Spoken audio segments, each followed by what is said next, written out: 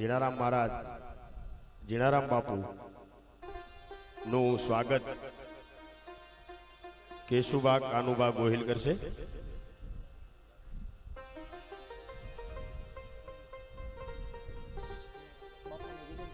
બાપુનું સ્વાગત છે એ અરવિંદભાઈ કરશે અને બાપુને નમ્ર વિનંતી કે સ્ટેજ ઉપર બાપુ પધારો.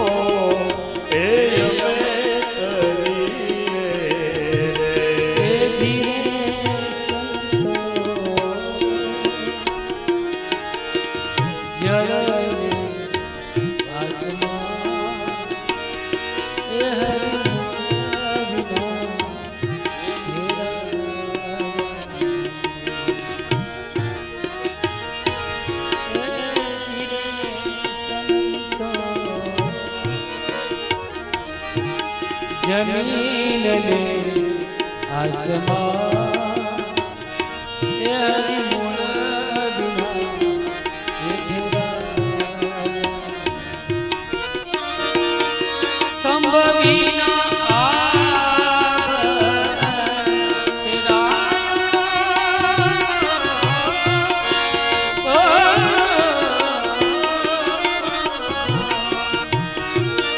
स्तंभ बिना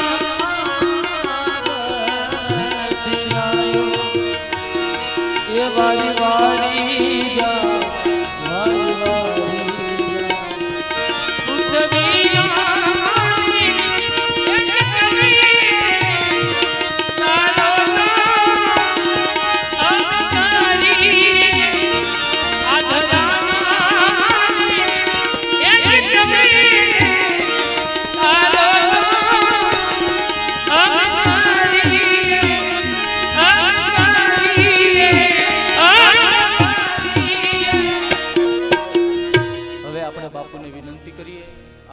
વડલીને આશીર્વાદ આપે અને બીજું કાળુભાઈ અને ડાંગરભાઈ ભાઈ અહીંયા ઉપર વ્યાવો, કારણ કે બાપુના સારથી છે નીચે બેસો, પણ આ બેહવાનું હોય ઉપર, કારણ કે તમારા વગર બાપુ આગળ હાલે ને, એટલે સારથીને બાપુની હારે જ બેહવું જોઈએ. બાપુની સમોવડી નહીં પણ બાપુના ચરણમાં. એટલે બંને બાપુને લઈને જે સારથીઓ આવ્યા છે એ બંને બાપુની પાસે નીચે બેસી જાય. જય હો.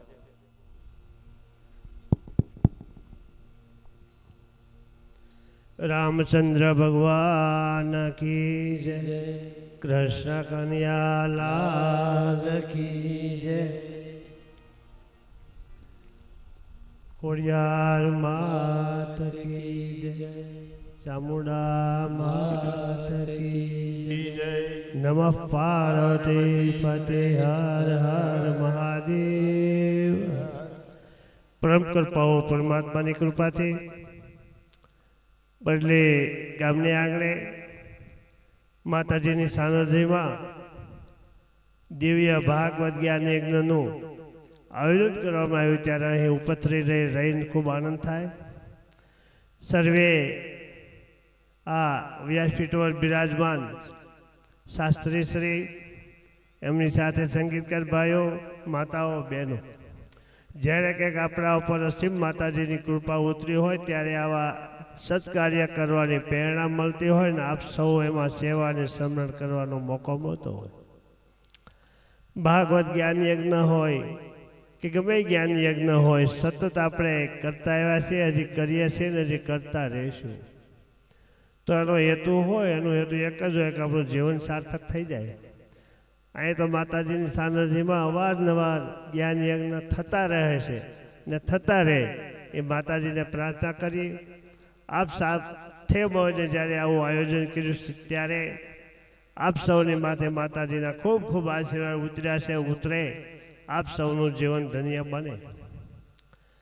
7 દિવસ સુધી સતત આપણે જ્ઞાન યજ્ઞ શ્રવણ કરતા હોય તો એથી વિશેષ અહીંથી શું કહેવાનું હોય, પણ સતત આપણે આવા જ્ઞાન યજ્ઞ કરીએ છીએ ને એનું સ્મરણ કરીને આપણા જીવનમાં ઉતારીએ.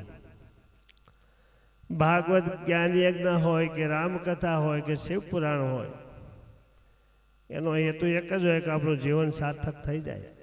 પણ ભાગવત જ્ઞાન યજ્ઞના પુષ્પ જો આપણા જીવનમાં ઉતરી જાય તો આપણું મૃત્યુ સુધરી જાય.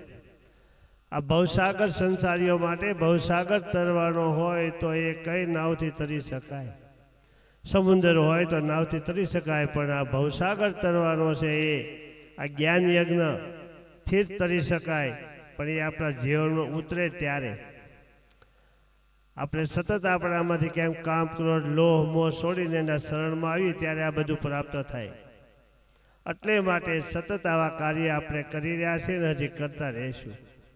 તો અહીં આપ સૌએ જ્યારે આવું આયોજન કર્યું ત્યારે અહીં અવારનવાર માતાજીની સાનિધ્યમાં આવા સત્કાર્ય થાય. આપ સૌ એનું શ્રવણ કરો, સેવા કરો, આપણું જીવન દિવ્ય બને. વધારે નહીં કહેતા અહીં ઉપસ્થિત ખૂબ આનંદ થાય છે. એ જ ભગવાનને પ્રાર્થના કરીને વિરમું છું.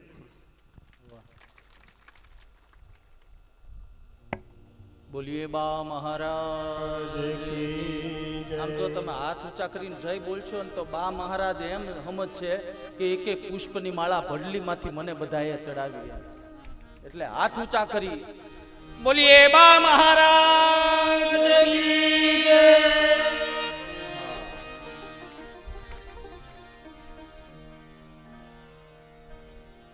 2 મિનિટ માટે પ્રભુનું નામ સ્મરણ કરી. હા, 2 મિનિટ માટે પ્રભુનું નામ સ્મરણ કરી અને કથામાં પાછા આગળ વધીએ.